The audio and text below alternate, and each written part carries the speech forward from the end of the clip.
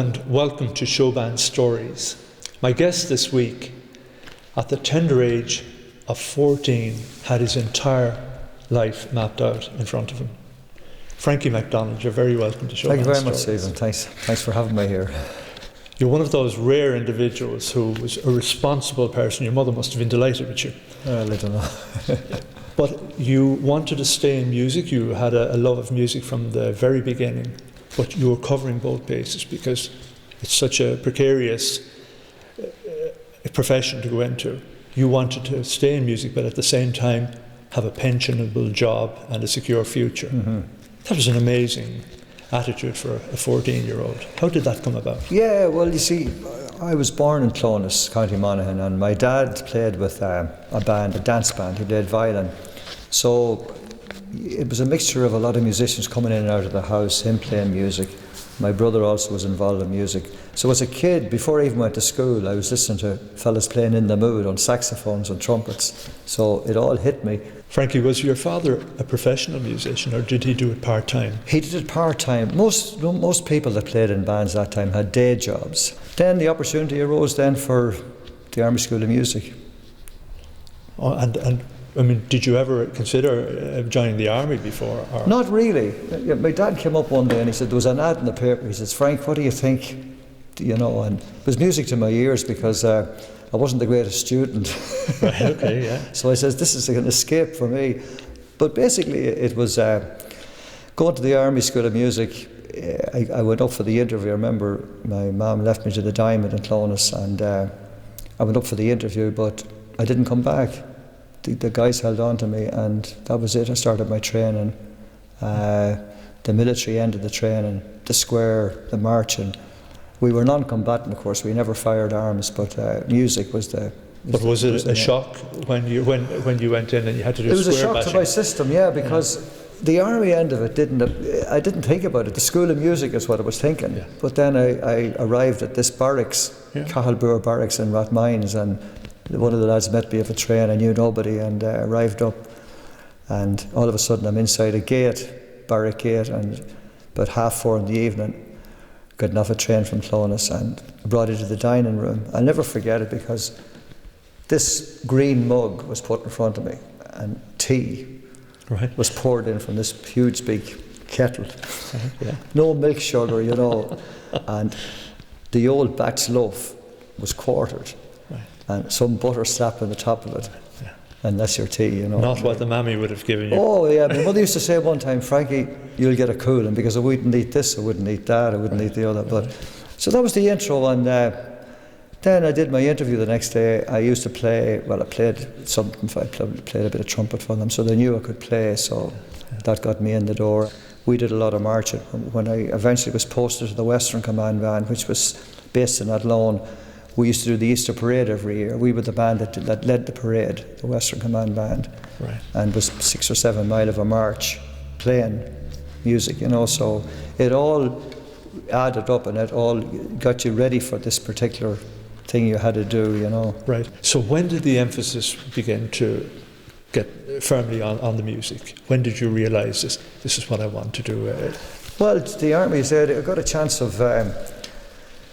We played the marches, and then we got into a classical. Like you play kind of overtures, stuff from the shows, like South Pacific. Like you became familiar with all that stuff. And looking back, it was a great introduction, a great training into classical music. So during my army, my Western Command Band, we do recitals. We do the spring show, the horse show. We'd go up and do a week at those gigs, and then. If anybody came in, like dignitaries and stuff like that, you'd meet them at the airport and you'd do different things, you know. And there were some very special dignitaries. Yeah, actually, when I was in the School of Music, I got a lot of I was a bugler, and my role there was meeting Collinstown Airport, which is now Dublin Airport. Yes. 3 or 4 planes coming in every day from London, but I remember meeting Princess Grace. I was the bugler when she stepped off the plane. What year was that? 50, I joined 59, probably 60 or going into 61. And she was already a big Hollywood star. She was massive. She came off the plane, and what I would have to do, there'd be maybe 12, 14 guys would present arms, Right. and I would blow a salute. On your own? On my own. On your own? And it was it was called the general salute. You'd blow it for the president if you were in Originality. Like if the minute the President De Valera at the time walked out of the house, he got the fanfare. But you met somebody else, somebody very special. Yes, yeah. I was lucky enough that there was 5 or 6 of us from the Western Command Band posted to Dublin during President Kennedy's tour, and I happened to be one of them as a trumpet player. And I remember doing the actual garden party in Originality, right, when President Kennedy mingled around with the crowd, and then I was the bugler, a trumpet player at Arbor Hill, where he led the wreath, 6 trumpet players, and I was one of them. Got fairly close to him, passed by kind of here, you know, and it was a great time, you know. I was just lucky to be around that time because it was just a one-off. Like that was kind of June, I think August. He was shot in Dallas, you know. That's right, yeah. But getting on from that, then that was my day job. But 5 of us formed a little band, just a bit of fun to go to the camps at night to entertain the guys because 6 months is a long time. So we're getting back to what we're talking about. We used to play showband stuff. Okay. We had a lineup of guitar, drums, trumpet, trombone, and sax. The sit-down drums, not just a side drum. Well, it was a big army drum and a snare, and the man used to sit down, and we were playing like the Hucklebuck, anything that was relevant at the time of the showbands. If I didn't have a dime, and we were relating to all the guys, and then we used to invite some of the fellas up to sing. So it was a kind of an outlet for them at night time. Yes. So the word got around, so we started travelling around the camps. The Canadians got to hear of us. They hired us for a weekend. Klondike Days was the big celebration in Canada, so they brought us down for the 3 days and we played for them. So it went on like that. So the second 3 months we were more or less professional, 5-piece. Right. We did all this camp stuff and we were full-time, no intelligence. I lost my job in intelligence. Right, I didn't have to get up too early in the morning. So I was full-time playing. And this was the bit of Dixieland, a bit of showman stuff. Were you the only band doing that in the camp at that time, or? We were the Western Command Band were the only band in history to military band to do foreign service. But I'm talking about what you're doing, the showband gigs. Was there anybody else? No, there was nobody else. We just kind of fell into this because 3 of us were in the band back in Ireland. Yeah. The Central 7, you know. Right, so we kind of knew what we were at. And So we're at a stage now. Sid Shine. Sid Shine just came in around just near the end of the Cyprus tour. I got a letter from a pal of mine, Finbar O'Keefe, who wrote a book actually called Good Night, God Bless and Safe Home. I read it. It's a very good book. Yeah. And he rang me and he says, or he wrote to me, as I said, and he said, we have this group, the Saints, 4-piece, but we want to go 8. We want to go a showband. So 3 of us out there, the guitar player, Brian Sullivan, Liam Mead, trombone player, and myself, we accepted it. Like it was going to be part-time as well when we went back to the army band. So we went back and we gelled in with the Saints, and we did, after about 6 weeks with the Saints, we did the Showband show. John Green, years ago, had a live thing called the Showband Show on RTE. I remember as well. Yeah, and so we did that, and we went on to do we were never the big band. We were one of the 500 bands under the 10 or 12 big bands, but we were working. But to get on the Showband Show was a big deal. Yeah, we did that, and that was a really good gig, and it threw us forward like into bigger things. Sid and the Saints, how long did that last for? Sid and the Saints for me lasted, I joined probably November 65. That was when the Beatles and others were at the height. Yeah, we were doing all that stuff, and Hang On Sloopy and all the 60s stuff and the Liverpool stuff. And then the boys decided to go professional the following summer. They reckoned there was a future. But I, for some reason, didn't go professional. You were hanging on to the pension. Well, I looked at the diary and there was a lot of blank spaces in it. And I was old enough to know, like, what am I going to do here, you know? Yeah. So I hung on in the army band, and some of the boys went pro. And that band lasted for a while, and then they all went their separate ways. It didn't, you know. So you called it right that time? I called it right, and I was very happy with the Army band because I had a good lifestyle, playing a few gigs. And then after the Saints, when going back, I was going out with this, my wife now, she played keyboard with her dad, and her dad was Kieran Kelly, who won the All-Ireland accordion in 1954-55. Yeah. So after spending some time going out with May and travelling with the band, watching them out, Kieran says, well, why don't you play with us instead of sitting down there? So I started playing with the band. Yeah. So I played with the band. I used to play waltzes and stuff, you know, and a bit of Tijuana. So because it was big at that time. It was near enough kind of the barn dance and the quick step, so I got away with it. Yeah. Those fellas in the Irish club used to make faces at me, but, you know, they were into the strict stuff. But, I mean, the Herb Alpert thing was quick step anyway, I got away with that. And, that'd be Spanish Flea and... Spanish Flea, Tijuana Taxi. You know, it was a dancey tempo. It was a lovely swing. So then, after that, May and I got married. What year was that? 67. 67.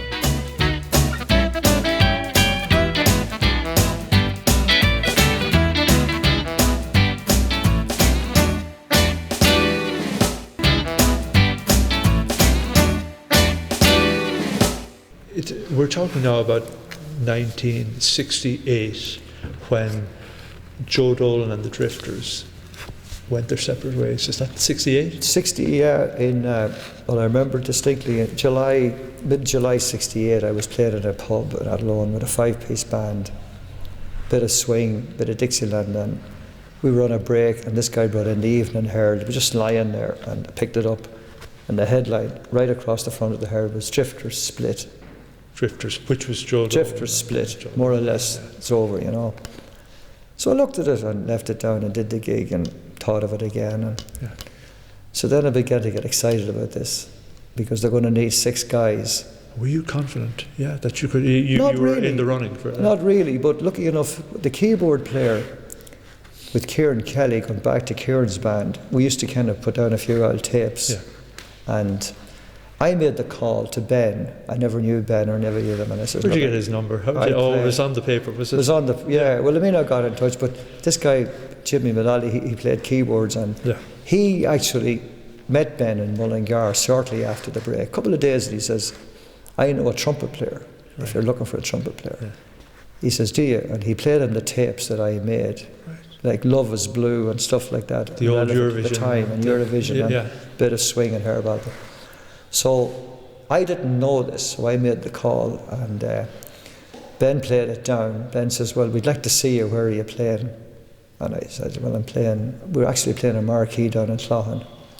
And he says, okay, we might call in. And I was coming from my tea with the band. You know, you get the tea up the road, the usual. So I'm coming down the road, and there's a guy with Ben, I never saw him before, but you've heard of him, Jigger Delamer. He was the roadie, John Delamer. John Delamer, I never knew him, and he came over to me and he says, is your name McDonald? Yeah. Well, get up on that bloody stage, he says, we have a heap of trumpet players to hear tonight. That's exactly how he spoke, wasn't it? That's exactly. So I got up and played a couple of numbers, because we used to play before the Cayley band started. So you just got up on your own? No, I had a keyboard and drummer. Did maybe half an hour, and I knew Ben was down there in the background, because Kieran walked in. And Ben didn't want to meet Kieran. Like, I couldn't see all this, but Kieran told me afterwards, and Ben says, I walked into Kieran, but I was trying to play it down, you know what I mean? So the next day I got the call, and I met them in Ballymore, him and Seamus Casey. Seamus being their manager? Seamus the manager, and he says, what do you think? I says, I have to ring my wife. And May was in England at the time. She was over with her brother, pregnant with my first son, Keith, expected a baby, and I says, what do you think, you know? Oh, she says, whatever you want to do, you know. So we started rehearsing, got Maurice Welch, who was with the Bylaws, on drums. Gordon Coleman, who was with Maurice Lynch in Castleblaney. Pat Hoy, who was with the Swingtime Aces, on bass guitar. Pat. I'm not leaving anybody out. And Kieran McDonald, who went to be a priest a few years afterwards. he was on organ. He passed away a few years ago, and that was our band. It wasn't a given that the old Drifters and Joe's new band were going to be successful. So you were taking a risk in a way. Looking back, Stephen, you know, as I got older, jumping a few years ahead, I used to kind of say to myself, like, how long is this going to last, you know? I know we did a lot of stuff, but I was always looking over my shoulder because kids were young. But having said all that, you know, you went along with it, and we were very lucky that Joe started doing, like, Make Me an Island was a record hit all over the world a year and a half later. A year and a half later, so here we are again with a big struggle. Look, this was going to continue for another while, you know what I mean? And we got into original stuff and the tours and stuff like that, and then back to Ireland playing. So it was ongoing, like, there was, you know. Yes. Between the time that you joined and the time that Make Me an Island came out, was there any doubt? Did you ever have any doubts? No, the first year was phenomenal because they called it Drifter Mania. The minute we went on the road, we played in Las Vegas, the Las Vegas Ballroom in Templemore, 15th of August, 68. But you weren't called the Drifters then? We were just the Drifters. Were you called? It wasn't Joe Dolan, it was just the Drifters. So you were actually, the band was called, he brought that name with him? He brought their name with him, yeah, because the other guys, like, they became the Times. Yeah, that was Tommy Swarbrick, and they brought Jimmy. Joe Gilhaney, Jimmy Horn. Yeah, all great players. Yeah, they formed. And so we started, but that first year before Make Me an Island, like, Joe was pulled off the stage and coming up with the sleeve of his jacket ripped off, and Ben pulling up over me pulling up, but like, that was the way it was for the first year, like. Yeah. You know, you remember the TV club on a Monday night, the excitement of those gigs, you know. Yeah. One of the wonderful things, because some of the things that were perhaps showbands might have been criticised for was that the fact that they were doing covers all the time. But the Drifters from the very beginning with Tommy Swarbrick were doing original numbers. Tommy wrote a lot of good stuff over the year, stuff, and he still is writing. Yes, and you continued it on, and you were writing, and you just mentioned a song there, with Goodbye Van. Was that written by our friend in Roberto De Nova? Oh, was that written by Roberto De Nova? Didn't Liam Riley write a song for you as well? He did. Joe recorded a Liam Riley number. Are we dancing in Paris tonight, or are we crying in Paris tonight? Yes. I remember he did a track of Liam Riley's number. That's right. Liam obviously being from Bagatelle. Yeah. So, you know, there's just no foundation to anybody saying that the Irish weren't writing capable of writing stuff. Oh no, they were right, but it's just a pity that bands at the time, looking back on Joe's success, because he did original material. He did original. People were doing his stuff. We'd Make Me an Island, You're Such a Good Looking Woman, Goodbye Venice, Sister Mary, Lady in Blue. They were all hits all over them. So bands were doing that stuff. So Joe was lucky to get into the original, and that kind of kept him going over the years because he wasn't doing covers. He'd do the odd cover, maybe in a medley or something like that, but he was noted for his own stuff. Whenever we meet and we talk, one thing strikes me all the time, that Frankie McDonald is a survivor in the business, basically, because your entire life has been music, and at a time even when the showband, then the days were over, everything plays itself out, whether it's rock and roll or whatever, you know, something new comes along. But you went from strength to strength. You toured the world with Joe. Toured the world. You know, Stephen, looking back, I was lucky really, because there was a load of trumpet players could have done what I did in Ireland. I was just lucky the break I got, how it happened. You know, I mean, looking at the standard of trumpet players now, but even then, there was guys that could have done the job. There's a lot of it luck and being in the right place and in going for it. I was always a kind of a guy that went for everything. If you were to relive one musical day of your life, what would it be? Yeah, that's a toughie now. Relive one musical day. I suppose there is one thing sticks out in my mind. Well, there's a few, but I suppose we played in Israel late 70s, and at the time there was a call up in the army, so we didn't really do a full tour. We did about 3 or 4 gigs, but there was one gig down in the Red Sea in Eilat, down in the Red Sea. Right. And we played in an ambient theatre outdoor, built into the side of a mountain, you know. Yeah. And the sun is setting, and we're just doing the gig. And the whole feel of the thing that night, it's one of the memories I have, you know. And of course, it goes without saying, you miss Joe very much. When Joe's record comes on the radio, like if I'm sitting having my breakfast or dinner or whatever in the car, I just turn up the radio. Do you? And try to remember where we rehearsed the tune. Yeah. You miss him. Frankie McDonald has been a great pleasure and a great privilege. Thanks a lot.